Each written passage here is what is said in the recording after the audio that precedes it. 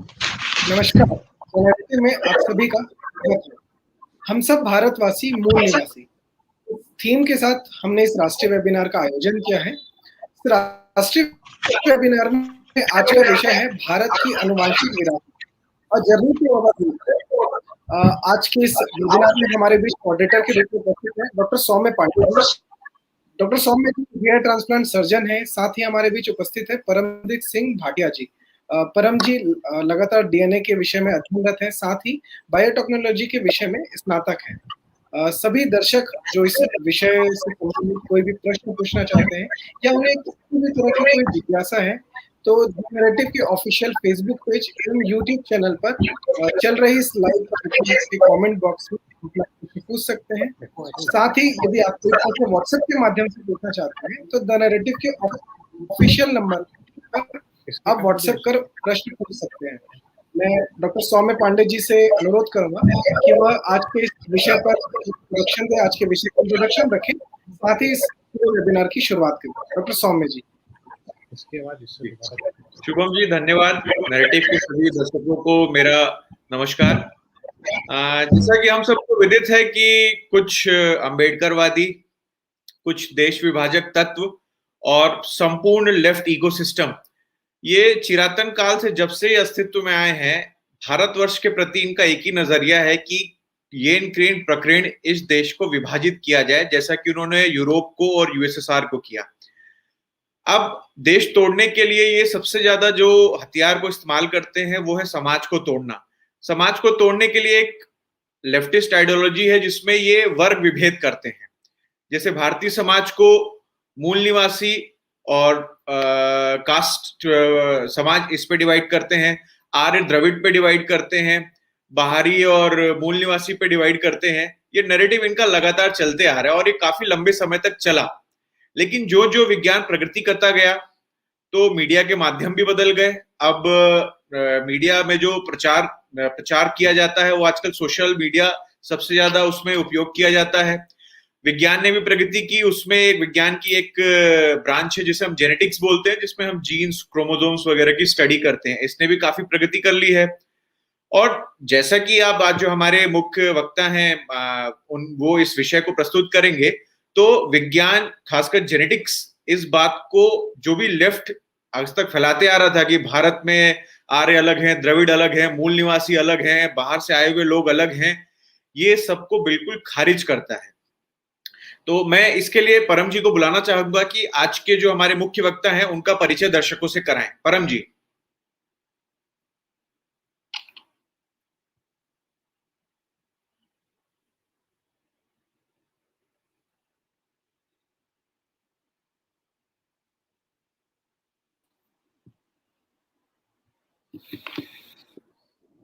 कुछ तकनीकी कारणों से शायद परम जी हमारे बीच नहीं जुड़ पा रहे हैं।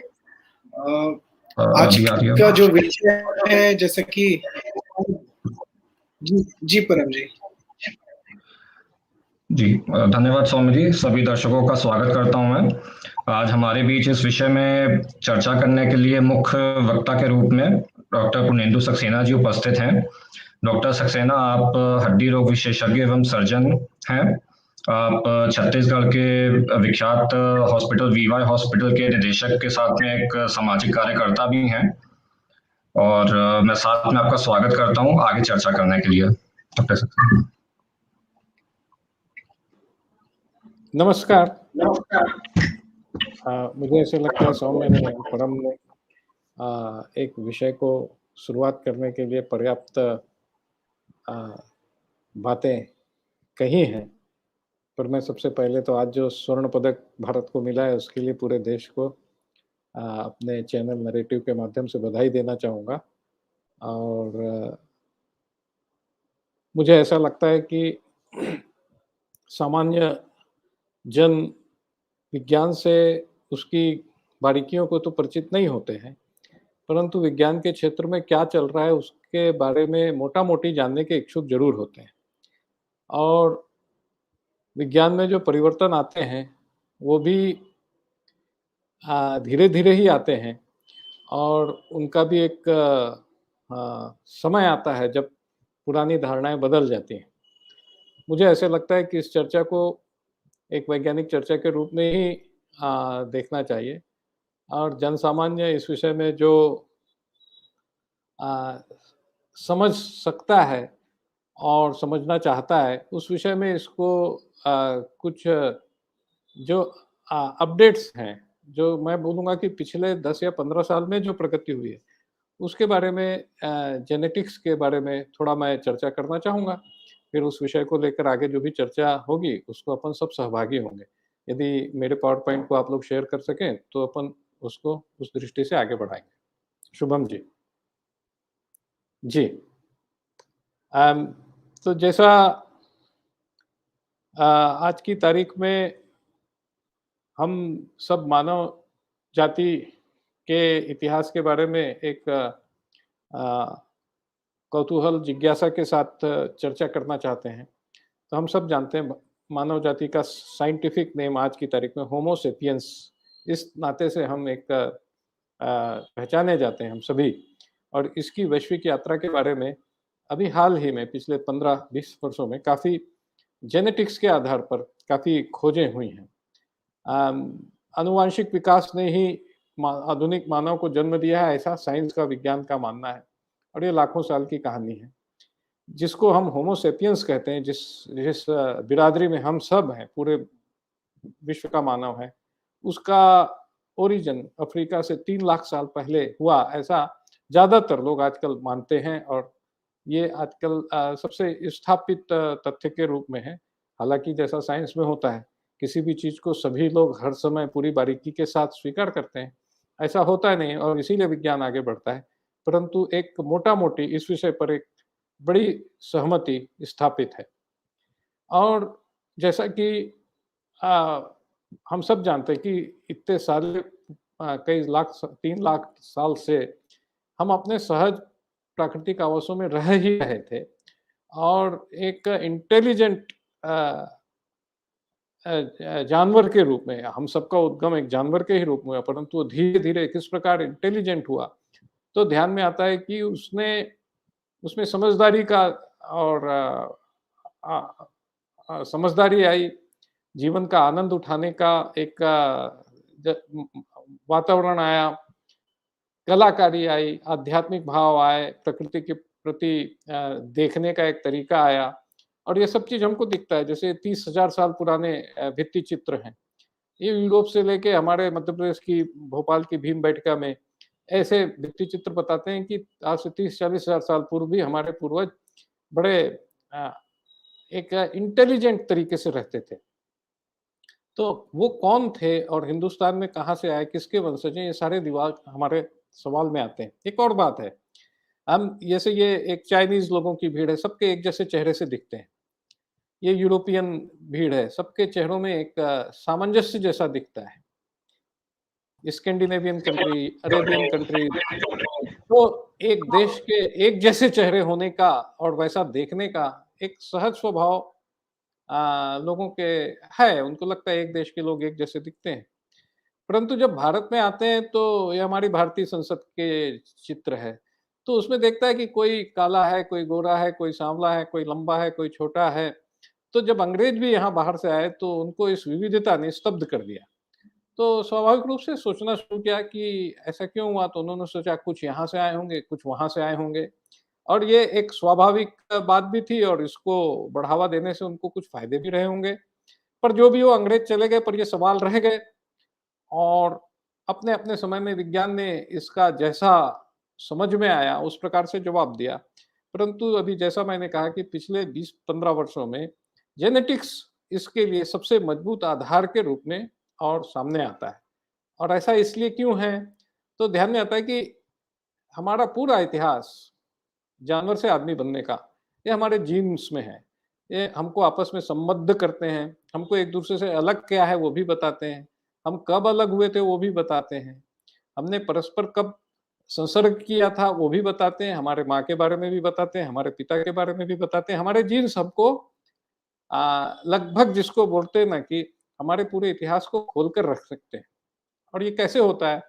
तो हमारे शरीर में हमारी शरीर रचना को निर्धारित वाले जो करने वाले जो कोड हैं, जो हम अपने माता-पिता से प्राप्त करते हैं, वो हर एक कोशिका में रहते हैं। ये हमारे जीन्स हैं। और 3 प्रकार के जीन्स का अध्ययन हम करते हैं। ये 3 प्रकार के जीन्स, ये मनुष्य के सारे जीन्स का चित्रण है इसमें, एक्स और वाई। ये जो है, ये हम किस लिंग के हैं उसको निर्धारण करते हैं। तो इन जीन्स में ऐसा क्या है कि वो हमारे विरासत के बारे, हमारी आनुवंशिकता के बारे में बता सकते हैं। तो ये ऑटोसोमल जीन्स के साथ तो दिक्कत ये है कि ये हर पीढ़ी में बदल जाते हैं। जैसे एक जीन यहाँ माता से आया, एक पिता से आया, फिर तो जो संतति के जीन्स उसमें दोनों के तत्व आ जाते हैं, और ऐसा हर पीढ़ी में होने के कारण वो थोड़ा कॉम्प्लिकेटेड हो जाता है। हालाँकि जो लेटेस्ट टेक्नोलॉजीज़ आ रही हैं, वो ऑटोसोमल डीएनए का अध्ययन भी बहुत अच्छे से कर लेती हैं, और उसके माध्यम से भी हमारी आनुवंशिकता का निर्धारण काफ़ी डिटेल में होता है। हालाँकि ये कठिन है, जैसे एक सिंगापुर का परिवार है, आप देखिए इसमें पूरे दुनिया के चेहरे इस एक परिवार में दिखाई देते हैं। तो ये ऑटोसोमल जीन्स के कारण हमारा कई चीज़ें हैं, हमारे आनुवंशिकता की बहुतेरी चीज़, ज़्यादातर चीज़ें ऑटोसोमल जीन्स के कारण दिखाई देती हैं। परंतु सेक्स क्रोमोसोम के साथ एक अलग बात है, खास करके वाई क्रोमोसोम। वाई क्रोमोसोम जो है वो मिश्रित नहीं होता माता और पिता में, क्योंकि माता में वो होते ही नहीं। तो जो भी वाई जीन्स, वाई क्रोमोसोम किसी पुत्र में रहते हैं, वो पिता से पुत्र, प्रपौत्र बिना बदले जाते हैं, क्योंकि उसमें क्रॉसओवर होने की संभावना होती ही नहीं। ये जो चित्र दिख रहा है, ये सब में वाई क्रोमोसोम एक ही होगा।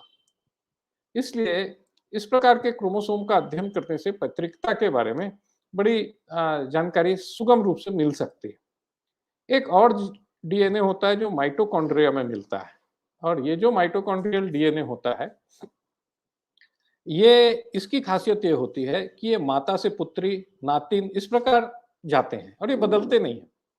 और क्योंकि ये क्रॉसओवर नहीं होता, इसलिए ये भी जिस प्रकार से बोले ना, महिलाओं से अगली पीढ़ी में जाते हैं, पुरुषों में भी ये महिलाओं से ही आते हैं। तो इस प्रकार से माइटोकॉन्ड्रियल डीएनए और वाई क्रोमोसोम का अध्ययन करेंगे, तो जो आदि पुरुष होगा उसका ही वाई क्रोमोसोम उसके नीचे सारे पुरुषों में होगा, और जो आदि माता होगी उसके ही माइटोकॉन्ड्रियल डीएनए सभी स्त्रियों में नीचे आएंगे। ये एक लगभग अध्ययन करने का एक बहुत सुगम आधार होता है। परंतु सच बात ये भी है, परंतु जिससे हम इसकी घड़ी चलती कैसे है, हर कुछ पीढ़ी में इन क्रोमोसोम्स में म्यूटेशन हो जाते हैं, और इसलिए इस प्रकार के माइटोकॉन्ड्रियल डीएनए और वाई क्रोमोसोम्स के भी कई प्रकार आ गए हैं, और उनका अध्ययन करने से स्थिति स्पष्ट होती है। जैसे म्यूटेशन में क्या होता है, तो ये एक पहला जिसको मैं कह रहा हूँ कि ये पहला जीन है, कुछ समय बाद इसमें परिवर्तन होकर इसके 2 प्रकार के जीन हो जाते हैं, म्यूटेशन हुआ। अब इसमें भी म्यूटेशन होगा, और इसमें कुछ अन्य प्रकार के चेंज आ जाएँगे, और इसमें किसी अन्य प्रकार के चेंज आ जाएँगे। तो धीरे-धीरे एक-एक कुछ-कुछ पीढ़ी के अंतरों में ये जो वाई या माइटोकॉन्ड्रियल डीएनए के जीन्स हैं, वो थोड़े-थोड़े बदलते जाते हैं, और उन म्यूटेशंस का अध्ययन करके कई चीज़ें समझ में आ जाती हैं कि कौन हमारे समीपवर्ती पूर्वज हैं, कौन दूर के हैं, कौन से प्रकार के पुराने हैं, कौन से नए हैं, कौन पूर्वज हैं, कौन संतति है। तो इस प्रकार से क्रोमोसोम्स का अध्ययन बहुत साइंटिफिक रूप से मनुष्य की, और जिसको हम जिस चीज़ का अध्ययन करने चाहते हैं कि कौन सा व्यक्ति इस धरातल में कौन कहाँ रहता है, वो किस प्रकार से एक दूसरे से संबंधित है, वो स्पष्ट होता है। तो हम ये भी जानते हैं कि सामान्यतः म्यूटेशन कितनी पीढ़ियों बाद होते हैं, और इतने सारे प्रकार के क्रोमोसोम्स बनाने में कितने साल लग गए होंगे, इसका भी अध्ययन काफ़ी सटीकता से, एकदम निर्दोष तरीके से तो नहीं, पर काफ़ी सटीकता से किया जा सकता है। वास्तव में कई पेपर्स के कंक्लूजन्स में जो अंतर आते हैं, वो इस प्रकार की अध्ययन में जो वैज्ञानिक विधियाँ उपयोग की जाती हैं, उसमें अंतर के कारण आते हैं। यहाँ जाकर विज्ञान की बारीकी बातें आती हैं। परंतु मोटा-मोटी इस प्रकार के जीन्स का अध्ययन करके कई चीज़ें पता पड़ती। अब इस आलोक में मानव के जीन्स किस प्रकार से आगे बढ़े हैं, उसको अगर हम देखना चाहेंगे, तो हमको ये ध्यान में आता है, जिस बात पे अभी ज़्यादातर वैज्ञानिकों की सहमति है, कि अफ्रीका में लगभग 3 साल पहले से होमो सेपियंस रह रहा है। और वहाँ 6 प्रकार के माइटोकॉन्ड्रियल डीएनए उस आबादी में हैं। L0, L1, L2, L3 6 नहीं एक्चुअली 7 प्रकार के। तो L0 से लेकर L6 तक ये इतने प्रकार के माइटोकॉन्ड्रियल डीएनए अफ्रीका में हैं। इनमें से केवल एक ही प्रकार L3 वो वहाँ से बाहर निकला और सारी दुनिया में जो भी मानव समुदाय है वो इसी L3 का वंशज है। तो ये बहुत एक ध्यान में और स्तब्ध करने वाली बात भी है कि सारी दुनिया सिर्फ इन 7 प्रकार में से किसी एक L3 की ही वंशज है और इसी ने आउट ऑफ अफ्रीका थ्योरी को इतना स्थापित किया क्योंकि ये जेनेटिकली ये बात प्रूफ हुई। इस बीच में अब ये आप जो नक्शा देख रहे हैं इसमें समझ में आता है कि इतने सारे L0, L1, L2, 3, 4, 5, 6 इसमें से L3 जो है वो अफ्रीका से बाहर निकलता है और जिस समय यह निकलता है उस समय वहाँ की कंडीशंस बहुत विषम परिस्थिति थी वातावरण की दृष्टि से। वास्तव में उस समय ह्यूमन पॉपुलेशन बड़े गंभीर संकट से गुजर रही थी। ऐसी स्थिति में वो समुद्र उस समय जिस प्रकार से समुद्र तल आज से अलग पैमाने पर था, तो वो इन क्षेत्रों से होते हुए जो दिख रहे हैं, एक बहुत छोटा समूह, इनकी संख्या ऐसा कहते हैं कि कुछ सैकड़ों में ही थी, बहुत बड़ा समूह नहीं था। तो आज पूरे विश्व की अफ्रीका छोड़ के बाकी पूरे विश्व की आबादी जिस एक छोटे समूह की संतति है, वो बहुत छोटा समूह है और इसीलिए इसकी जेनेटिक स्टडी काफी इंटरेस्टिंग हो जाती है। यह ग्रुप वहां से निकलता है और निकलने के बाद यह भारत आता है, जैसा कि नक्शे में दिखाया है। अब ये हम किस आधार पर कहते हैं? तो उसका कारण यह है कि इस L3 के 2 प्रमुख उपविभाग हैं, M और N। भारत में ये दोनों उपविभाग मिलते हैं, जबकि शेष दुनिया में यूरोपीय पक्ष में सिर्फ N और उसके उपप्रकार मिलते हैं और पूर्वी एशिया में सिर्फ M और उसके उपप्रकार मिलते हैं। चूंकि भारत में ये दोनों मिलते हैं, इसलिए इससे ये बात तो स्पष्ट हुई कि प्रागैतिहासिक मानव अफ्रीका से जिस प्रकार से निकला, उसके बाद उसको भारत में और वो वृद्धिगत हुआ और फिर यहाँ एक सब्सटेंशियल पॉपुलेशन जब उसकी बनी, तो फिर यहाँ से वो मानव शेष दुनिया में और यहाँ से ही निकल कर गया। यह एक आज जो लोग एग्जाम्स के लिए भी तैयारी कर रहे हैं, यूपीएससी के लिए भी तैयारी कर रहे हैं, उनके लिए भी ये एक बहुत एक मोटा-मोटी जो जानकारी की बात होती है वो ये है कि भारत से ही निकलकर माइटोकॉन्ड्रियल डीएनए के आधार पर यही एक बात मान्य है कि होमो सेपियंस की मूल आबादी जो भारत से ही निकलकर पूरे यूरोप, एशिया, अमेरिका, अफ्रीका में फैली है, अफ्रीका से आने के बाद। और ये सबसे पुरानी उन आबादियों में से है, पुरानी आबादी है जो अफ्रीका से बाहर निकली और इनके उत्पत्ति का संभावित समय 75 से 70 हजार साल, कुछ लोग 1 लाख साल तक बताते हैं और बाकी के देश बाकी के यूरोपीय और एशियाई क्षेत्रों में आबादी इसके बाद 50,000, 45,000, 25,000, 30,000, 15,000, 20,000 साल पूर्व यहाँ से निकलकर पहुंची है। और ये भी एक बहुत महत्वपूर्ण नक्शा है जो जेनेटिकली भारत की एकता को दिखाता है। ये जो ग्रीन क्षेत्र है, जो हरा क्षेत्र है, वह भारत जिसको आज आप अखंड भारत भी कह सकते हैं, इस पूरे क्षेत्र में जो भी जन समुदाय रहता है उसका माइटोकॉन्ड्रियल डीएनए एक ही प्रकार का है। लगभग 98% लोगों का मातृपक्ष से आया हुआ माइटोकॉन्ड्रियल डीएनए एक ही प्रकार का है और ये हमारी जेनेटिक एकता को दर्शाता है। ये एकदम सुनिश्चित और सुस्थापित वैज्ञानिक तथ्य है, जिसको कि वो वैज्ञानिक भी मानते हैं जो कहीं ना कहीं भारत में बाहर से लोग आए हैं और इस प्रकार की बातें करते हैं, उसके पीछे कोई और प्रूफ्स भी देते हैं, कोई हाइपोथेसिस भी खड़ी करते हैं। वो भी इस बात को स्वीकार करते हैं कि हाँ, मातृपक्ष से माइटोकॉन्ड्रियल डीएनए के आधार पे संपूर्ण अखंड भारत ये एक ही प्रकार के जेनेटिक स्टॉक से बना हुआ है। ये हमारी एक जेनेटिक एकता का एक बहुत बड़ा मूल आधार है। इसको सिर्फ इसको सभी वैज्ञानिकों ने माना है। स्टीफन ओपेनहाइमर का ने किताब लिखी है द रियल ईव, उसका मानना है कि भारत ही यूरेशियन माइटोकॉन्ड्रियल डीएनए की उत्पत्ति का स्थान है। यही उस आदि माता का स्थान है जिसे यूरेशियन ईव्स कह सकते हैं, यानी जिसने पूरे यूरेशियन पॉपुलेशन को जन्म दिया। और ये जो यूरेशियन ईव है वो दक्षिण एशिया में 50,000 से 1 लाख साल के पहले पैदा हुई, ऐसा उनका अनुमान है। अन्य कई अध्ययन भी इस बात को स्थापित करते हैं, ये जैसे genetic affinity among the lower caste and tribal groups of India, इसमें वाई क्रोमोसोम और माइटोकॉन्ड्रियल दोनों का अध्ययन किया है। थंगराज की भी स्टडी है ये। इसमें बताता है कि भारत की बहुतांश 98% से अधिक आबादी मातृपक्षीय जीन्स के आधार पर, उसमें द्रविड़, तथाकथित इंडो यूरोपियन भाषा बोलने वाले, जातीय, जनजातीय, ये सारे समाज शामिल हैं। 98% लोगों का माइटोकॉन्ड्रियल जीन वही है, एक ही है। और तो और भारत में पश्चिम या पूर्व से आने वाले जीन्स बहुत ही कम मात्रा में। ये एक किस्लिट्स की study genetic heritage of earliest settlers persist both in Indian tribal and caste population, उसने कहा है कि भारत वो स्थान रहा है जहां पाषाण काल का आदमी अफ्रीका से आया और कई हजार सालों तक फला फूला, यहीं उसका विकास हुआ, उसी में से ही भारत, यूरोप और बाकी की एशिया की आबादी ने जन्म लिया। India as an incubator of early genetic differentiation of modern human moving out of Africa. बहुत बड़ी मात्रा में इस विषय पर शोध हुआ है और इस बात का स्वीकार्यता भी हुई है।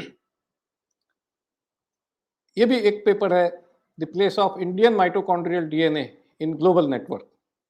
इसमें भी यही बताया गया है कि भारत की आबादी कई हजार सालों से यहाँ वृद्धिगत होती हुई मूल आबादी की ही संतान है, और यूरोप या मध्य एशिया से आने वाला अंश यदि है भी तो बहुत छोटा ही है। और फिर ये भी बोलते हैं बाहर से दिखने वाली विविधताओं के बावजूद भारत की आबादी एक बहुत कम संख्या वाली जनक आबादी की ही संतान है। तो हमको एक इस विषय में जब मैंने बताया कि लगभग 70,000 साल से ये एक आबादी यहाँ पर रह रही है, इतने लंबे समय में जेनेटिक म्यूटेशंस के बाद अनेक प्रकार की विविधताएं जन्म हो जाती हैं, और उस विविधता के कारण हम लोग अलग अलग दिखते जरूर हैं, परंतु हमारा मूल अलग अलग नहीं है। विश्व के कई और देश हैं जहां लोग एक जैसे दिखते हैं, उसका कारण यह है कि उनका इतिहास उतना लंबा नहीं है कि उनकी जेनेटिक विविधता उत्पन्न हो जाए और उनके चेहरे बहुत अलग अलग से दिखने लगे। तो ये एक लंबे समय से एक जगह पर रहने के कारण हमारे बीच में इतनी जेनेटिक विविधता आई है। वो हमारे ओरिजिन अलग अलग होने के कारण नहीं है, वो लंबे समय से यहाँ पर रहने के कारण यहाँ की आबादी में इस प्रकार की विविधताएं आई है। Analysis of molecular variants suggests that caste and tribal groups are genetically similar with respect to mitochondrial DNA. ये मैं इसलिए उल्लेख कर रहा हूँ कि रिचर्ड प्रोडक्स उसने भी ये बात स्वीकार की है। आगे इस विषय में और रिचर्ड प्रोडक्स के पेपर के बारे में भी मैं बताऊंगा। तो कुल मिला के इस बात को आगे लेकर के ये भी एक निष्कर्ष भी निकाला गया कि कुल मिलाकर हमारा ये मानना है कि आर्यों के बाहर से आने की बात पर अब इस बात पर कई सवाल खड़े किए जा सकते हैं। और तो और यदि कोई माइग्रेशन हुआ है तो वो यूरोप से भारत की नहीं बल्कि भारत भूमि से यूरोप की तरफ इस डायरेक्शन में माइग्रेशन हुआ है, क्योंकि पुरानी और बड़ी आबादी इसी क्षेत्र में थी और जेनेटिक एविडेंस भी इसी तरफ इंडिकेट करते हैं। अब ये तो माइटोकॉन्ड्रियल डीएनए की तरफ से एक सर्वस्थापित तथ्य है कि भारत की 98% आबादी एक ही आदि माता की संतान है। वाई क्रोमोसोम्स क्या कहते हैं? तो जब वो अफ्रीकन जो पूल आया था उसमें 3 प्रकार के वाई क्रोमोसोम थे, सी, डी एंड एफ। ये 3 प्रकार ही अफ्रीका से बाहर आए। अब हिंदुस्तान में ये तीनों मिलते हैं। सी और डी और उसके वंशज भारत के पूर्व में पूर्व एशिया में मिलते हैं, और एफ और उसके वंशज भारत के पश्चिम में यूरोप वगैरह में मिलते हैं। तो ना तो यूरोप में ना पूर्वी एशिया में, दोनों के दोनों मिलते हैं ऐसा कहीं नहीं। वो दोनों ये तीनों जो क्रोमोसोम्स जो हैं वो अगर कहीं मिलते हैं तो भारत में। इससे भी ये बात पुष्ट होती है कि जो आबादी निकली वो पहले सबसे पहले भारत में उसका इंक्यूबेशन हुआ, भारत में वृद्धिगत हुई। तो ये भी इसका भी डायरेक्शन माइटोकॉन्ड्रियल डीएनए की तरह ही दिखाई देते हैं। परंतु फिर ये सब विवाद क्यों हुए हैं, तो कुछ एक स्टडी इसी के बारे में मैंने कहा था, रिचर्ड क्रोडक्स की एक स्टडी है, कई और भी स्टडीज हैं एक्चुअली। रिचर्ड क्रोडक्स ने कुछ अपने अध्ययन को इस प्रकार से किया कि उसका ये कहना हुआ कि मातृपक्ष के ओर से तो भारत का पूरा समाज मूलतः एक है, परंतु पितृपक्ष की ओर से वाई क्रोमोसोम की दृष्टि से भारत में कुछ जीन्स ऐसे हैं जो 4000 साल पहले यूरोप और मध्य एशिया से आए। अब माता पक्ष के जीन्स वही हैं और पितृपक्ष के जीन्स बाहर है, तो उनका ये कहना था कि शायद संभवतः जो प्रवाह मध्य एशिया से यूरोप से आया वह सिर्फ पुरुषों की सेना थी, या ऐसे ही कुछ घटनाओं के कारण सिर्फ वाई क्रोमोसोम बदला, जबकि माइटोकॉन्ड्रियल डीएनए या मातृ पक्ष से आने वाला जीन्स वो नहीं बदला।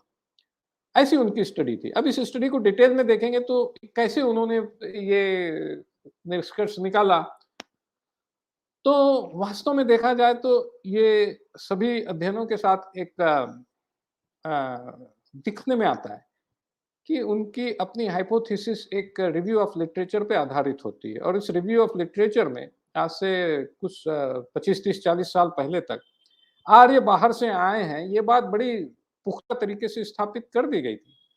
तो इसने भी क्या किया कि इसने ये मान लिया, देखिए इन्होंने assuming that certain haplogroups are Indian and certain haplogroups are with Europeans, तो उसने खास करके ये RM124, RM17 इस प्रकार के कुछ जीन्स को ये मान लिया कि वो विदेशी हैं, और उसके बाद भारत के समाज में उसका अलग अलग कितना उसका प्रमाण है उसकी एक कल्पना गणना की गई, और उसको ये मिला कि ट्राइबल ग्रुप में बाहर से आने वाला, तथाकथित रूप से बाहर से आने वाला जीन्स कम है, जबकि कास्ट ग्रुप में बाहर से आने वाला जीन्स ज्यादा है। और इसमें भी उसको एक जो इस प्रकार के एक अवधारणा के साथ जो बात जुड़ी हुई है, जिसके बारे में सौम्य जी कह रहे थे कि आर्य और द्रविड़, तो ध्यान में आता है कि जो कास्ट ग्रुप है, साउथ इंडिया में ट्राइबल पॉपुलेशन कम है, साउथर्न कास्ट पॉपुलेशन ही ज्यादा है, और जिसको तथाकथित द्रविड़ कहते हैं, ऐसी कास्ट पॉपुलेशन में भी नॉर्थ इंडिया और साउथ इंडिया की कास्ट पॉपुलेशन में बहुत ज्यादा अंतर नहीं है, ऐसा खुद इस पेपर में बोलते हैं। तो अंतर किसमें है, वो सिर्फ ट्राइबल पॉपुलेशन को कास्ट पॉपुलेशन से अलग ऐसा उसने दर्शाया है। और फिर जैसा होता है वैज्ञानिक समूहों में इस बात को लेकर बहस भी होती है और कई प्रकार के वाद विवाद भी होते हैं, और उसके बाद एक बहस हुई। परंतु इसने इसको जेनेटिक रूप से जो पहले से स्थापित थ्योरी थी कि भारत में पहले से आदमी तो आए थे, परंतु जो अभी की आबादी है उसका बहुत बड़ा हिस्सा इंडो आर्यन सेनाओं के आक्रमण के बाद आया, ऐसा उसको प्रूफ करता हुआ ये पेपर एक आया। उसके बाद फिर इसको जब ये सब बात चल ही रही थी, तो ये आपका 2008 का पेपर है एटकिंसन का, इसको मैंने बीच में इसलिए लाया कि इसने एक बहुत महत्व की बात जो है उसको अंडरलाइन किया है। इसने बताया है कि जो जिसको हम बोलते हैं ना कि India was the incubator of human population that came out of Africa.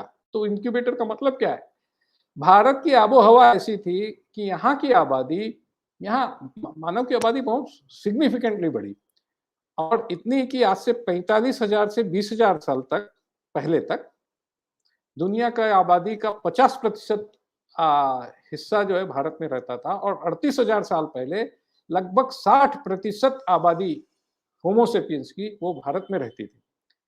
तो जब हम भारत की, और इस समय तक बाहर और कहीं कोई विशेष पॉपुलेशन थी ही नहीं, तो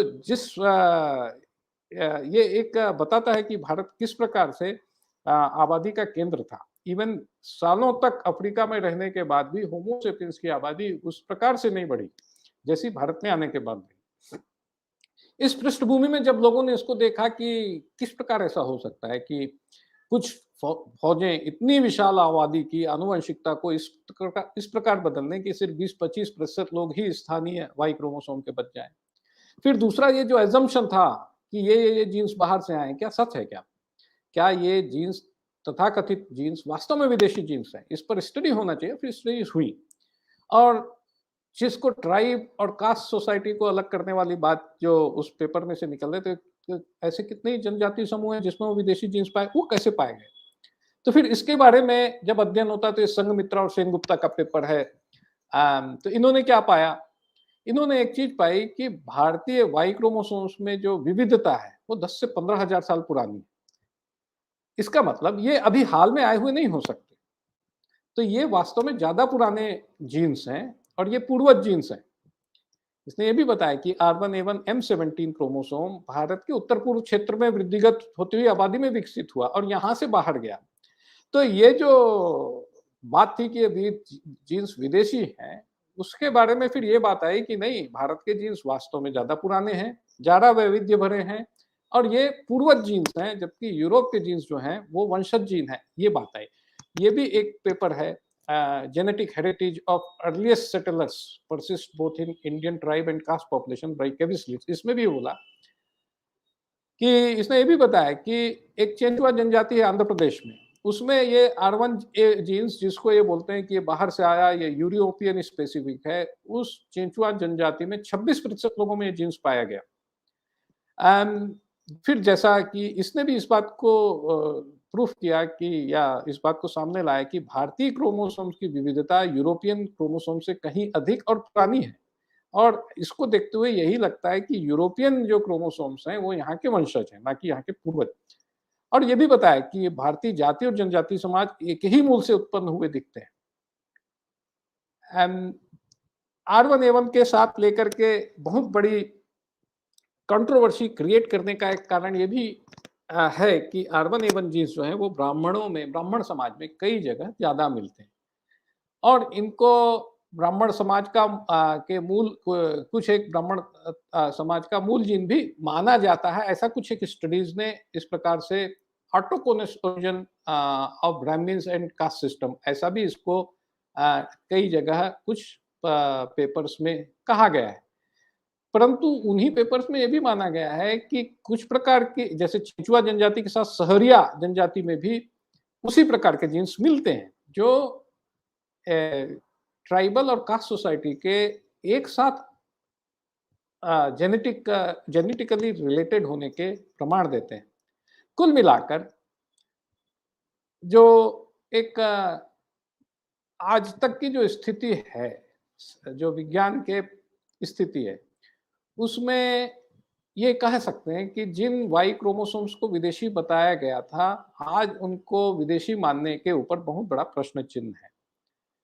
और बहुतेरी जनजातियों में, जिसमें चेचुआ, सहरिया, कोया और लोढ़ा, उनमें भी वे सारे जीन्स जो ज्यादा पुराने हैं वो पाए जाते हैं। सबसे अधिक पुराने ऐसे जीन्स जनजातीय समाज के हैं, जाति समाज में उसके बाद के हैं, और यूरोपियन जीन्स उसके भी और बाद के हैं। और इसके आधार पर बहुतेरे लोग, जिसमें बहुतेरे वैज्ञानिक भारत के BHU से ज्ञानेश्वर चौबे जी हैं, वो यही मानते हैं कि भारत से बाहर जाने की दिशा ही ज्यादा वैज्ञानिक है, न कि बाहर से जेनेटिक इन्फ्लो भारत में दिखता है।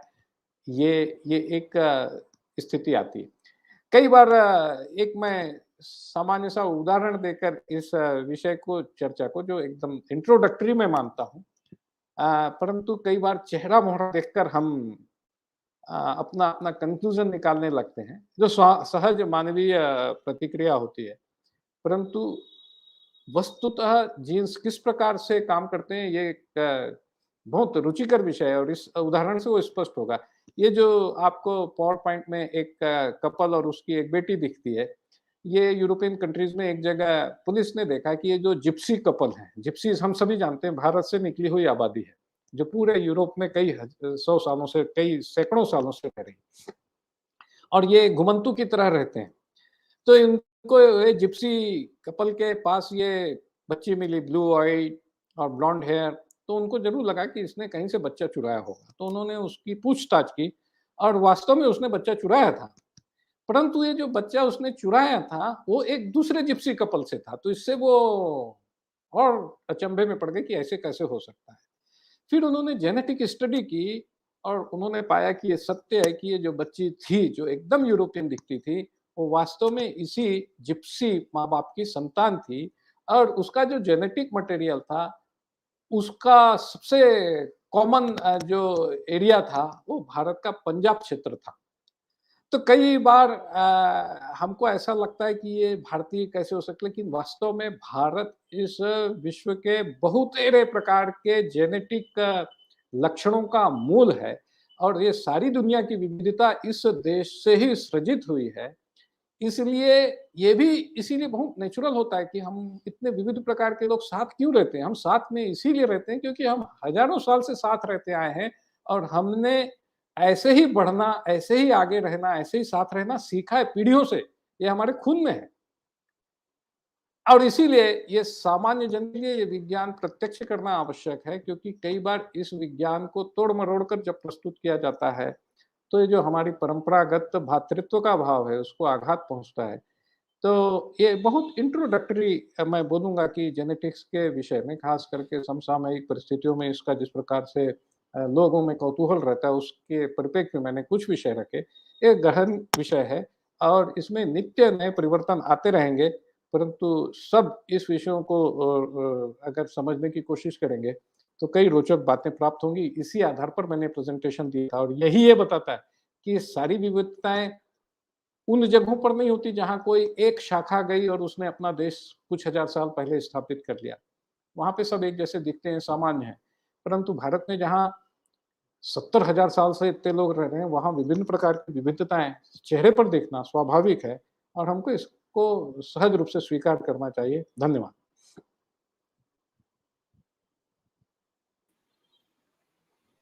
सर, आपके उद्बोधन के लिए धन्यवाद। आपने बहुत ही वैज्ञानिक ढंग से समझाया कि जो भारत विविध है, विविधता के बाद भी क्रोमोसोम या जेनेटिक लेवल पर हम सब एक ही हैं।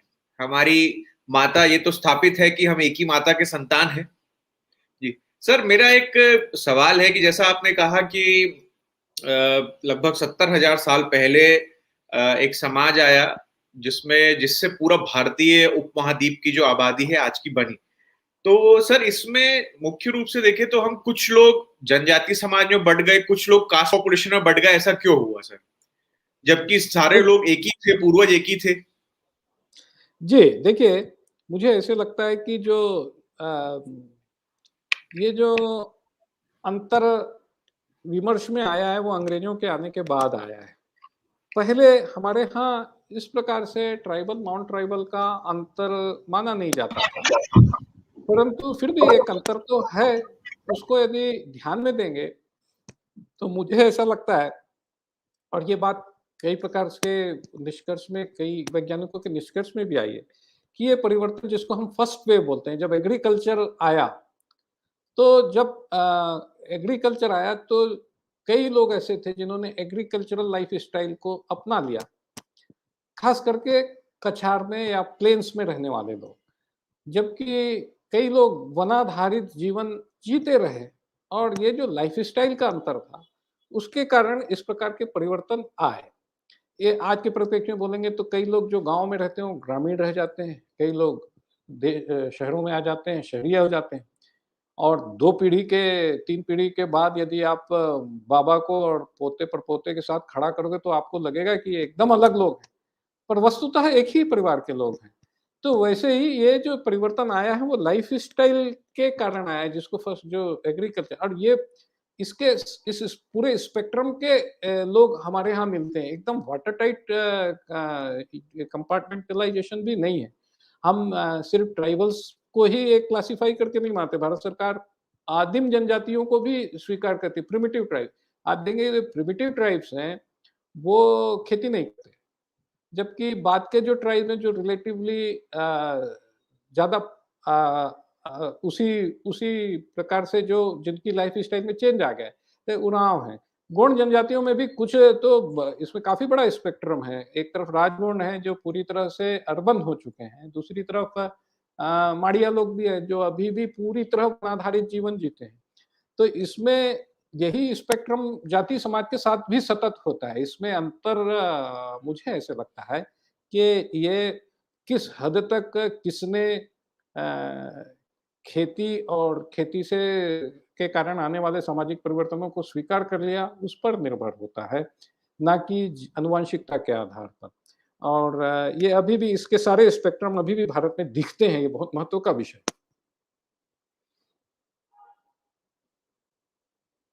जनसाधारण की हेलो सर, यदि हम जनसाधारण की बात करें तो जैसे अभी हम लोग जेनेटिक्स से रिलेटेड हम लोग एकदम स्टडी में जा रहे हैं, तो वो लोग शायद जनसाधारण इतना नहीं समझ पाते जेनेटिक्स की भाषा। वो लोग जो फिनोटाइपिक एनालिसिस जिसको हम कहते हैं जेनेटिक्स के क्षेत्र में, स्किन कलर हो गया, ट्रेडिशन हो गए, कल्चर हो गए, लैंग्वेजेस हो गई, उनके बेस पे ही सिर्फ एक जो भारत को बांटने का जो नैरेटिव होता है उसको चालू कर देते हैं। तो क्या इन चीजों को भी हम एक यूनिटी के पॉइंट ऑफ व्यू से एक साइंटिफिक एनालिसिस करके इसका भी एक यूनिफाइड हम लोग यूनिटी दिखा सकते हैं इसमें? जी, आपने बहुत ये एक बहुत सही सवाल उठाया है। इसमें जनसामान्य ही क्यों? वास्तव में जब हम एकेडमिक चर्चा करने भी चाहते हैं, तो चीज़ें कई बार गोल-गोल घूमती हैं। जब आप आनुवंशिकता के क्षेत्र में किसी विषय को लेकर चलते हैं, तो सामने वाला फिर आपको लैंग्वेज में ले जाता है। फिर आप लैंग्वेज के मामले में कोई चीज़ लिंग्विस्टिक वाला स्थापित करने की कोशिश करता है, तो फिर वो हिस्ट्री में ले जाता है। फिर वो ऐसी कई प्रकार की चीज़ें घूमती जाती हैं। क्योंकि वास्तव में इतिहास को स्थापित करने के लिए, उतने पुराने इतिहास को स्थापित करने के लिए कोई एक टूल अपने आप में पर्याप्त नहीं होता है, इसलिए एक क्यूमुलेटिव एविडेंस की आवश्यकता होती है। परंतु मैं एक बात फिर भी रेखांकित करना चाहूँगा कि इन सारी चीज़ों में सबसे अधिक वैज्ञानिक जिसको बोलते हैं जो हार्ड एविडेंस जिससे प्राप्त हो सकता है, वो जेनेटिक्स है। और लिंग्विस्टिक्स उतना हार्ड एविडेंस कई कई मामलों में दे सकता है, पर कई जगह नहीं भी दे पाता है। और इसी तरीके से जो हिस्ट्री की बातें हैं, बर्तन के टुकड़ों की बातें हैं, या फिर ब्रॉन्ज या मेटल या फिर जिस प्रकार के आर्टिफैक्ट्स मिलते हैं, उसके वो कहाँ पर किसके समान है, इन सब बातों को लेकर के भी वैज्ञानिक कुछ ना कुछ कंक्लूजन निकालते हैं। पर उन सब कंक्लूजन्स के मुकाबले जेनेटिक्स जो है वो बहुत हार्ड एंड पॉइंट देता है, at least up to a certain level. इसलिए मुझे लगता है कि इस विषय में जो संवाद चल रहा है, जो अनुसंधान चल रहा है, उसमें जेनेटिक्स के आधार पर फिर बाकी की चीजों को स्ट्रीमलाइन करने का एक प्रयास बहुत जल्दी ही चलेगा, और ये कुछ हद तक होने भी लगा है। यदि कोई चीजें जेनेटिक स्ट्रीमलाइन में या जेनेटिक मैप में फिट नहीं होती हैं, तो उसको रीऑर्गेनाइजेशन होगा। मुझे ऐसा लगता है कि कई चीजें इसमें रीऑर्गेनाइज होंगी, जैसे लैंग्वेज का भी मामला है। आज जैसे गोंडी को द्रविड़ लैंग्वेज का एक हिस्सा माना जाता है, जबकि मुझे ऐसा लगता है कि ट्राइबल लैंग्वेजेस जो हैं वो शायद और क्लासिकल लैंग्वेजेस से ज़्यादा पुरानी हैं। और इस प्रकार से जो डायरेक्शन होगा वो इवन संस्कृत के लिए भी, ये कहीं न कहीं जो प्राकृत भाषाएँ थी जो दसियों हज़ारों साल पहले से चलती हैं, उनका प्रभाव इन क्लासिकल लैंग्वेजेस पे होगा। और इस प्रकार से जेनेटिक्स के आलोक में हमको लिंग्विस्टिक्स को नए तरीके से डेवलप करना पड़ेगा, और मेरे ख्याल से वो होगा भी। ये आगे कुछ समय में इस प्रकार से दिखेगा। इसी प्रकार से बाकी के हिस्ट्री के भी जो डेवलपमेंट होंगे वो इसके साथ अलाइन होने होंगे, ऐसा मुझे लगता है।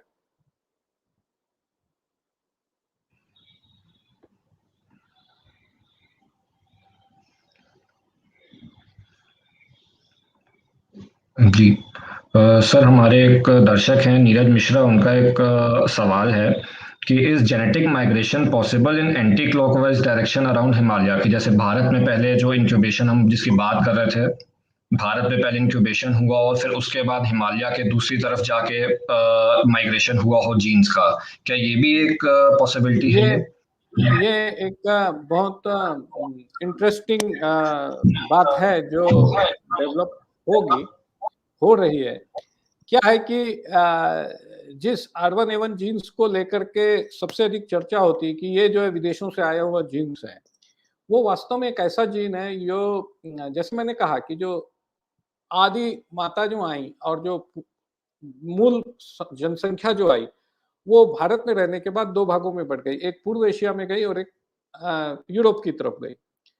परंतु R1A1 एक ऐसा जीन है जो पूरे यूरोप, एशिया को एक साथ जोड़ता है और इसको जब हम अध्ययन करते हैं तो कई बार लोग उसको ये भी एक है कि ये यूरोप से आया है।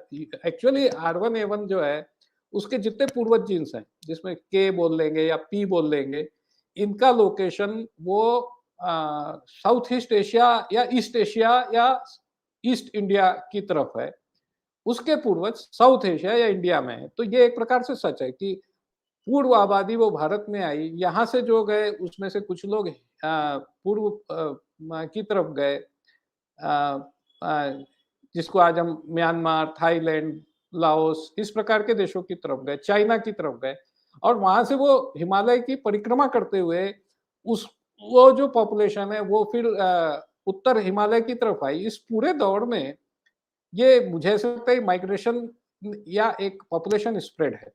इसी में से कुछ आबादी साइबेरिया की तरफ गई, इसी में से कुछ आबादी आज के जो उत्तर और दक्षिण अमेरिका है उसकी तरफ गई और यही आबादी वापस हिमालय का माइग्रेशन करके वापस वेस्ट ऑफ इंडिया में रही और फिर शेष यूरोप में भी गई। अंडर हिल का एक पेपर है, उसमें R1A1 के जो पूर्वज जीन्स हैं, R1A1 के जो 2 हिस्से हैं, जो 2 प्रकार हैं, उनमें से एक जो है एशियन है और एक यूरोपियन। और उन दोनों के पूर्वज का स्थान जो है उसको वो नॉर्थ वेस्ट ऑफ भारत में जैसे पंजाब, सिंध और गुजरात ये जो क्षेत्र है, वहाँ पर उसको लोकेट बताते हैं। तो वास्तव में एक वृद्धिगत होती हुई आबादी भारत में थी और भारत के शेष विश्व से बीच में जो एक ब्रिज था हिमालय, उसका सर्कम नेविगेशन इस आबादी के द्वारा हुआ होगा, ये सहज रूप से संभव है। और जो जेनेटिक फ्लो है, खास करके वाई क्रोमोसोम्स का यदि अपन अध्ययन करेंगे तो ये सहज रूप से दिखाई देने लगता है कि बहुत बड़ी पॉपुलेशन जो है वो हिमालय के चारों ओर यात्रा करते हुए पूरे विश्व में गई। इसको और भी ये जो हमको इस बात का भी ध्यान, भारत की जो प्रमुख पुरानी बसाहटें हैं, उनके 2 लोकेशन है। एक तो मध्य क्षेत्र जिसमें आप सिंध का क्षेत्र हो जाए, फिर राजस्थान का क्षेत्र हो जाए, गुजरात का एरिया है, मध्य प्रदेश, उड़ीसा, झारखंड, उत्तर आंध्र प्रदेश, बंगाल, आसाम, ये जो बेल्ट है इसमें बहुत पुरानी आबादी भारत की रहती है। अभी भी जैसी पहले रहती थी वैसे ही रहती है। और इसी प्रकार की एक बेल्ट जिसको बोलते हैं हिमालयन क्षेत्र में भी है। तो ये एक बहुत रोचक ऑब्जर्वेशन है, मुझे ऐसा लगता है कि ऐसा हुआ हो।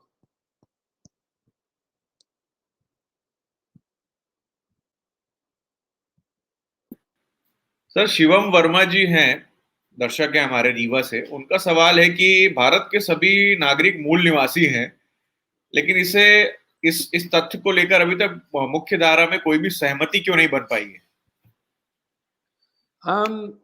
देखिए, मुझे ऐसा लगता है कि मुख्य धारा में सहमति बनाने के लिए प्रयास भी होना चाहिए और भारत में विज्ञान इस विषय को जनसामान्य तक ले जाने का, खास करके हिंदी भाषा में या क्षेत्रीय भाषाओं में, वो प्रयास कम ही हुआ है।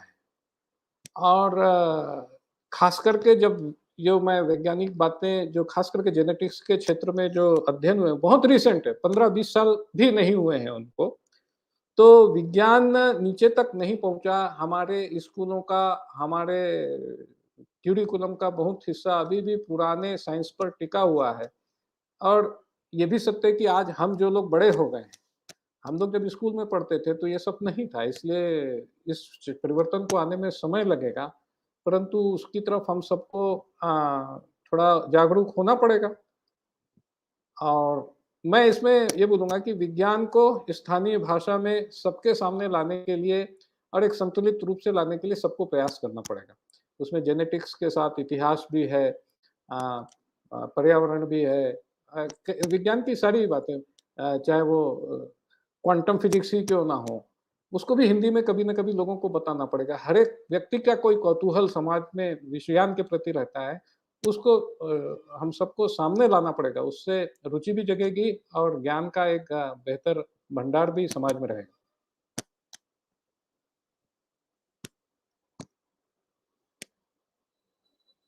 जी।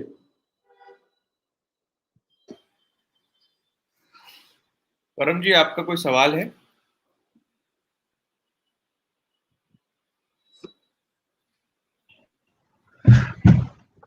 सर, जैसा कि आपने बताया कि भारत को एक इंक्यूबेटर कहा जाता है जेनेटिक डाइवर्सिटी का, जो कि अफ्रीका से जो भी मानव पुरुष आए और यहाँ पर रहे, तो जो आर्यन इन्वेजन थ्योरी के जो लोग इसको मानते हैं, जो इसको बोलते हैं कि भारत में सबसे ज्यादा डाइवर्सिटी पाई जाती है, जिसका जो आपने L3 DNA की बात की, तो L3 DNA का जो आंशिक आगे आता है, सबसे ज्यादा डाइवर्सिटी भारत में पाई जाती है। इसकी वजह से यहाँ पे इसका इंक्यूबेशन नहीं हुआ है। तो जो उनकी ये थ्योरी है, उसका कोई साइंटिफिक आधार है, कोई जेनेटिक लॉ के बेस पे, या ये उनकी फिर से हिस्ट्री को या जेनेटिक साइंस को डिस्टॉर्ट करने की ही एक प्रक्रिया है उनकी? मुझे ऐसे लगता है कि कोई भी इस विषय की कोई भी जो साइंटिफिक फैक्ट है, वो एक दिन में इस्टेब्लिश नहीं होते। ये साइंटिफिक नैरेटिव बहुत अध्ययन के साथ इस्टेब्लिश किए जाते हैं और बहुत धीरे-धीरे ही वो परिवर्तित भी होते हैं। तो इनके पास कोई आधार है कि नहीं, वो तो मैंने आपको बताया। रिचर्ड प्रोडक्ट्स का पेपर है, क्रैमस्टेड का पेपर, कई पेपर्स हैं जो ये बोलते हैं कि भारत की, खास करके उत्तर भारत की कास्ट आबादी बाहर से आई हुई है। ऐसा बोलने वाले बहुत से पेपर आपको मिलेंगे। परंतु जब ध्यान से देखते हैं तो धीरे-धीरे वो तथ्य जिनके आधार पर वो ये बातें कहते आ रहे हैं, वो तथ्य कहीं न कहीं निर्मूल साबित होते जा रहे हैं। और ये बात मेरे कहने से आप स्वीकार करिए, ऐसे नहीं बोलता हूँ, परंतु आप ज़रा एक इस विषय का एक लंबे समय का अध्ययन करेंगे तो आपको ये आर्यन इन्वेजन थ्योरी के कैसे रूप बदल रहे हैं वो समझ में आएँगे। सबसे पहले ये आर्यन इन्वेजन थ्योरी थी, फिर ये आर्यन माइग्रेशन थ्योरी हो गई, ठीक है? अब उन्होंने आर्यन शब्द और इंडो आर्यन भी छोड़ दिया। Now they are saying people of north Indian origin and ancestry and people of south Indian ancestry. अब वो नॉर्थ इंडियन एंसेस्ट्री को बाहर से आया वो नहीं मानते, पर इतना जरूर बोलते कि वो साउथ इंडियन से अलग है। और इसको इसमें कई चीजें आ रही हैं। ये जो डिफरेंस दिखता है उसको भी अब साइंटिफिकली हमारे देश के अच्छे-अच्छे वैज्ञानिक हैं जो स्थापित कर रहे हैं। ज्ञानेश्वर चौबे जी की एक स्टडी थी, उसमें जो हड़प्पन सिविलाइजेशन था, जो वहाँ के लोग थे, तो जैसे भारत में प्राचीन आबादी आई, तो वो अलग-अलग जगह बिखरी, अलग-अलग जगह हजारों साल तक रही। उसकी अपनी-अपनी वैशिष्ट सब जगह उत्पन्न हुए। तो स्वाभाविक रूप से उत्तर भारत का आदमी दक्षिण भारत से अलग दिखेगा, ये तो स्वाभाविक बात है। परंतु एक चीज और भी हुई कि हड़प्पन आबादी वहां से निकलकर पूरे देश में विसरित हुई।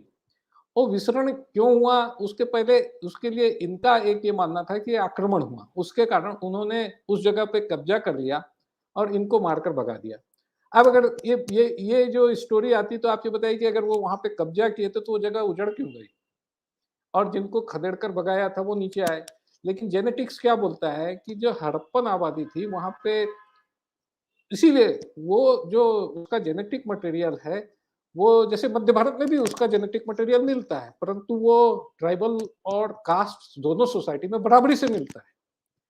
तो ये एक्चुअली हुआ ये कि हम सभी अब इस बात को सहमत हैं कि एक वातावरण, जलवायु का परिवर्तन हुआ, नदियां सूखी, वहां की पॉपुलेशन वहां से हटकर दूसरी जगह गई, और दूसरी जगह गई तो उसका प्रभाव जेनेटिकली उस सारे क्षेत्र में मिला। पर वो जो जेनेटिक्स इस बात को बहुत स्पष्ट बता पाता कि ये माइग्रेशन एक जीन्स द्वारा दूसरे को हटा देने का नहीं है। वो पूरी आबादी ही वहां से जलवायु के परिवर्तन होने के कारण आसपास के क्षेत्र में गई, तो वो दिखता है। तो ये सारी चीजें जब इसको सूक्ष्मता से अध्ययन किया जा रहा है तो ये बातें धीरे धीरे निरस्त होती जा रही है। परंतु ये 200-300 साल पहले से इन्होंने ये एक कॉन्सेप्ट बनाया हुआ है, तो ये निरस्त 10 साल या 20 साल में नहीं होगा। परंतु जैसा मैंने कहा कि ये थ्योरी की हेडिंग किस प्रकार से बदल रही है, यदि आप उसको अध्ययन करेंगे, तो आप फ्यूचर में इसका क्या असर होने वाला है, वो अपने आप स्पष्ट हो जाएगा। सर, जागेश्वर उरांव जी हैं जशपुर से। उनका जी। सवाल है कि हमारे जनजाति समाज को मूल सनातन धर्म से अलग बताया जाता है, मूल निवासी कहा जी। जाता है, क्या इसके पीछे कोई साजिश है? देखिए, ये सवाल जेनेटिक्स से थोड़ा अलग सामाजिक, आर्थिक, राजनीतिक विषयों से जुड़ा हुआ है और इस विषय का इस प्रकार से जुड़ा होना कोई आश्चर्य की बात नहीं है। वास्तव में देखा जाए तो ये सवाल हमारे समाज के लिए जितना क्रूशियल है, उससे भी ज़्यादा क्रूशियल ये यूरोप के लिए था। जब यूरोप यहाँ के मालिक बनकर बैठ गए, तब उनको समझ में आया कि उनकी जो भाषा है, उसका मूल तो संस्कृत में है और इसने उनके आत्मविश्वास को बहुत बुरी तरीके से डगमगा दिया और उनको समझ में नहीं आया कि how to react with it. आप ध्यान देंगे तो पूरा सेकेंड वर्ल्ड वॉर जो हुआ है, उसमें जर्मन अपने आप को आर्यन ही कहते रहे।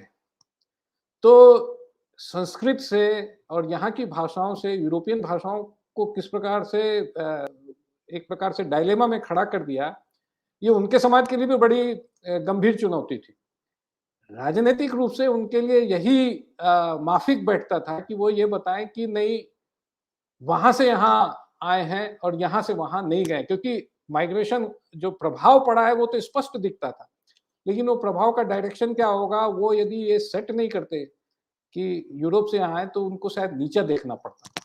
दूसरी एक बात ये भी थी कि उनके मन में एक अन्याय, ये जब भारत में स्वतंत्रता संग्राम खड़ा हुआ तो लोगों ने सवाल किया कि हम विदेशी के मातहत क्यों रहेंगे।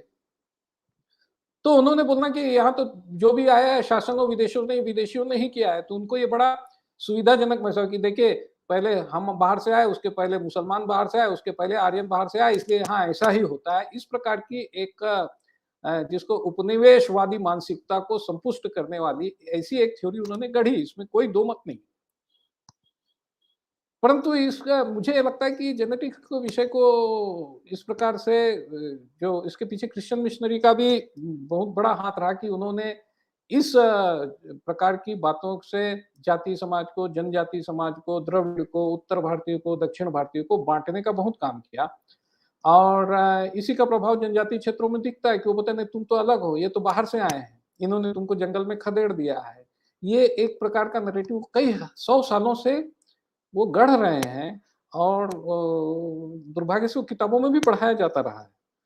और जैसा साइंस की डेवलपमेंट की एक पद्धति हो, उसमें ये बात बार-बार रिव्यू लिटरेचर में आती है। तो जैसा भाई साहब ने कहा कि हाँ, ये एक षड्यंत्र पूर्वक स्थापित किया गया है, इसमें कोई दो मत नहीं। परंतु मैं आपको एक बात फिर भी बोलूँगा कि ये बात मायने नहीं रखती कि कौन किसके पूर्वज कहाँ से आए हैं। बात ये मायने रखती है कि कौन इस देश की धरती को अपनी पुण्य भूमि, धर्म भूमि, कर्म भूमि, माता मानता है, ये मायने रखता है। और इस देश का जो भी व्यक्ति, उसके पूर्वज कहीं यदि वो इसको अपनी पुण्य भूमि, कर्म भूमि, धर्म भूमि मानता है, इसकी विरासत के प्रति आस्था रखता है, इसके पूर्वजों का सम्मान करता है, यहाँ की परंपराओं में साथ मिलकर भाग लेता है, तो ये विषय उसका महत्व है। अंग्रेजों के साथ ये कभी नहीं हुआ था। अंग्रेज ये ज़रूर बोल दिए थे कि हम भी यहाँ के हो सकते हैं, पर क्या वो यहाँ की भूमि को मातृभूमि मानते थे? नहीं, वो अपने ऑर्डर्स राजा जो लंदन में बैठता था, उसी से लेते थे और ये धरती उनके लिए भोग भूमि ही थी। यहाँ के संसाधनों को लूट कर वो इंग्लैंड ले जाने के लिए ही खड़े हुए थे। इसलिए कौन बाहर से आया है, कौन बाहर से मतलब नहीं रखता है। मतलब ये रखता है कि कौन इस भूमि के प्रति मातृत्व का, सेवा का, पुण्यत्व का भाव रखता है और उस मापदंड से ही हमें हमारे समाज के विरासत के बारे में चिंतन करना चाहिए और ये जो तोड़ने वाले नैरेटिव हैं, उनको इस दृष्टि से खारिज करना चाहिए। जी सर। सर, भरत कंवर जी का सरगुजा से एक और सवाल है हालांकि ये फिर सामाजिक सवाल ही है। जब जेनेटिक रिसर्च से प्रमाणित कर चुके हैं कि सभी भारतीय जेनेटिक रूप से एक हैं, फिर भी ये विवाद क्यों चल रहा है? वैज्ञानिक प्रमाणों को भी नकारा जा रहा है। अब इसके बाद क्या किया जाना शेष है?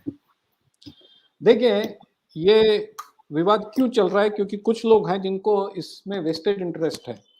हाँ, आपको ध्यान होगा जो अभी 9 अगस्त का दिन आने वाला है, जो इंडिजिनस पीपल्स डे का एक जो इनिशियल यूनाइटेड नेशन में बात हुई थी, तो बहुतेरे देशों ने उसका विरोध किया था।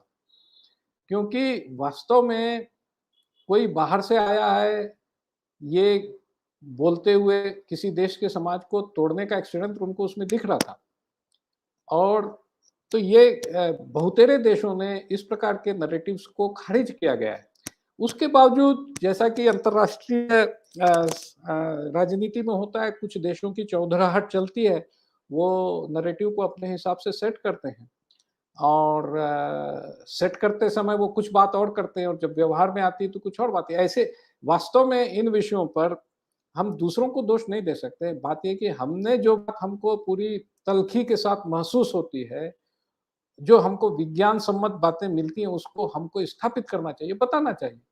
आज 9 अगस्त के विषय में भी मैं ये कहूँगा कि इंडिजिनस द डे ऑफ ये किसके लिए है?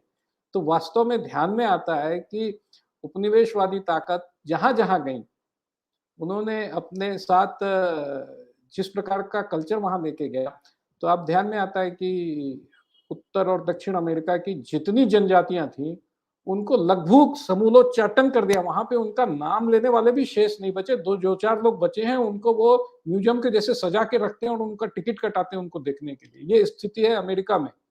यही स्थिति जो है ऑस्ट्रेलिया में है। ऐसे जो लोग थे जो उपनिवेशवादी ताकतों और उनका समर्थन करने वाले चर्च जो उस जमीन से प्राप्त होने वाले संसाधनों पर अपना हक जमाते थे, जिससे वो लाभान्वित होते थे, ऐसी धार्मिक और राजनीतिक ताकतों के ने किस प्रकार से इन जनजातियों को नाश किया है, उसको याद रखने के लिए और वैसा दोबारा ना हो, उसके लिए ये दिन बनाया गया है। लेकिन आज उसको उल्टा उन देशों को तोड़ने की कोशिश की जाती है। भारत में इतनी सारी जनजातियां रहती हैं, हजारों साल से हम साथ रह रहे हैं, किसी का अस्तित्व नहीं खराब हुआ, किसी की अस्मिता पर आंच नहीं आई, किसी की परंपरागत देवी देवता पूजा पद्धति पर कोई आंच नहीं आई। उस देश में आकर ये हमको बता रहे हैं कि यहाँ पे खतरा है। तो ये खतरा, ये विषय जिनके लिए उठा था, ये दिन जिनको याद करना, हमको उसको याद दिलाना चाहिए कि कैसे इन धार्मिक राजनीतिक उपनिवेशवादी ताकतों ने पूरे दुनिया में जनजाति समाज को खत्म किया। तो अफ्रीकन एक डेसमंड टुटू ही मुझे याद आता है। उन्होंने कहा था कि जब ये आए तो इनके हाथ में बाइबिल थी और हमारे हाथ में पूरी जमीन थी। बाद में पता पड़ा कि हमारे हाथ में बाइबिल रह गई और पूरी जमीन इनकी हो गई। तो ये षड्यंत्र है, इसको हमको समझना होगा और उस हिसाब से इसका जवाब देना होगा। सर, एक दर्शक हैं सुरजीत चौहान जी, उनका सवाल है कि आदिवासी और मूल निवासी शब्द क्या अंग्रेजों और वामपंथियों की साजिश है क्या? दोनों शब्दों का जी, ये शब्दों का खेल है। मुझे ऐसा लगता है कि इस विषय में हमारे संविधान ने अनुसूचित जनजाति इस शब्द का उपयोग किया है और वही सबसे सर्वसम्मत शब्द है, उसका उपयोग होना चाहिए। और वास्तव में मैंने जैसे आपको बताया, अगर जेनेटिकली देखेंगे तो हम सब एक ही मूल से पैदा हुए लोग हैं, हमारी कोई 2 मूल हैं ही नहीं। ये पूरा वसुधैव कुटुंबकम है, जिसको भारतीय संस्कृति हमसे कोई पहले आया और कोई बाद में आया है ही नहीं, सब एक ही उद्गम से हुए। यहाँ ऐसा नहीं कि यहाँ कोई पहले मूल निवासी थे, उसके बाद मंगल से कोई दूसरे बाहर के आ गए, ऐसा कुछ नहीं हुआ है। ये एक छोटे ये जो कल्पना आई, ये उन उपनिवेशवादी ताकतों के कारण जहां उन्होंने पुराने लोगों के ऊपर घनघोर अत्याचार किए, वहां पर ये संकल्पना दिखने लगी, उसके लिए ये विषय है। परंतु इन विषयों का भारत के संदर्भ में सिर्फ इतना ही उपयोग है कि हम वैश्विक राजनीति को जिस प्रकार से देखते हैं वैसा देखें, परंतु भारत के खुद के संदर्भ में इस प्रकार के शब्दों का कोई उपयोग नहीं। सर, समय 1 घंटे से ज्यादा हो गया है। अब जी, हमें जी। आज का कार्यक्रम का समापन करना पड़ेगा। पुनेंदु जी। सर, आपने भारत की जो एकता है, वो जेनेटिक्स कैसे उसको सिद्ध करती है, इसके ऊपर बहुत अच्छा आख्यान दिया। इसके लिए मैं आपका साधुवाद देता हूँ। और आपने सभी सवालों का भी बिल्कुल अच्छे से लोगों की जो जिज्ञासा थी उसको शांत किया। और परम जी, मैं आपका भी धन्यवाद देता हूँ कोऑर्डिनेटर के रूप में भाग लेने के लिए। अतः आज की चर्चा से हम एक निष्कर्ष निकाल सकते हैं कि यहाँ हम भारतीय सभी मूल निवासी हैं, कोई बाहरी कोई भीतरी का सवाल नहीं उठता। सारे एक ही माता के संतान हैं। और इसी उद्देश्य को, अब क्योंकि विज्ञान ने ये तथ्य सामने रख दिए हैं कि सारे भारतीय मूल निवासी हैं, बस हमें इस नैरेटिव को समाज तक लेके जाना है और इस सिद्धांत को समाज को समझाना है और इसको प्रतिपादित करना है। सभी नैरेटिव के दर्शकों को मैं डॉक्टर सौम्य पांडे आज प्रोग्राम में भाग लेने के लिए धन्यवाद देता हूं। हम शीघ्र ही फिर से एक नए विषय के साथ मिलेंगे। धन्यवाद। जय हिंद, जय भारत।